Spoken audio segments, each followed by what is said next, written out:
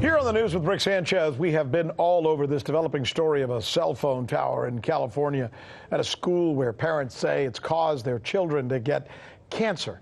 It's just one of the many places where these concerns have been springing up and which promises to get even worse with the advent of 5G technology, right? 5G may be really good for cell phones in terms of how they work when it comes to speed, also wireless accessibility. Apparently it promises to be able to let us use our cell phones anywhere, anytime.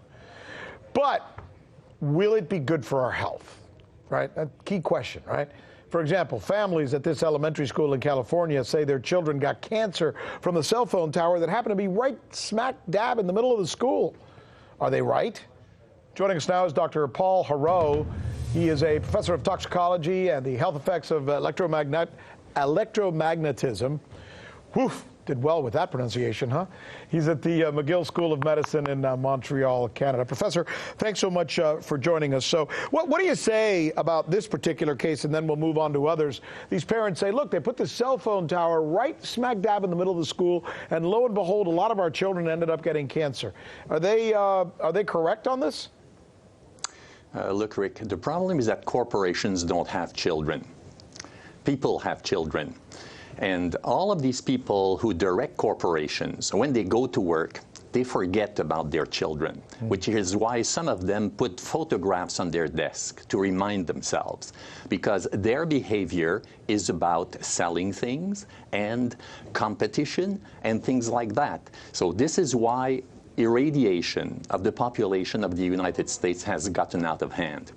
Well, that's interesting you would say that. I guess I put myself in their shoes, right? If I'm a stockholder for a company like, I don't know, whatever, either one of our companies or a foreign company, and I am thinking, oh my gosh, there's billions of dollars to be made in this new technology, and the more advanced we make it, the bigger we make it, the more money we will make.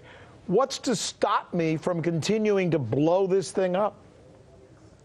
Yes, what you can do is that you can create fake science that essentially imagines that the agent that you depend on has no health effects whatsoever.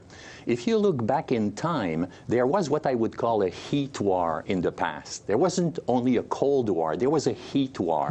What this means is that the nations of the East, the Eastern Bloc, said that this radiation is dangerous, and they adopted standards 1,000 times lower than the United States. By contrast, in the United States, the mentality was there's so much money to be made, we will have very high standards. In other words, there's no effect beyond what happens in a microwave oven, and this will allow us to deploy unlimited amounts of systems. And what we're seeing now is that a large, prestigious unit in the government of the United States, the National Toxicology Program, has confirmed that the FCC's standard upon which American industry relied is wrong. So what you're saying, and let's bring this down the ladder of abstractions to something that's very rudimentary so people can understand. If your child is playing in a playground or is at a school where there's one of these cell phone towers, and next year that cell phone tower is going to be on steroids as we develop 5G technology, you're saying that parent should be concerned of an increase of disease or some kind of radiation affecting that child, point blank. Yes? Yes. It would be cancer, it would be learning disabilities, it would be nosebleeds. We already know from the past environment that there's a number of children who cannot attend school because they can't tolerate the radiation.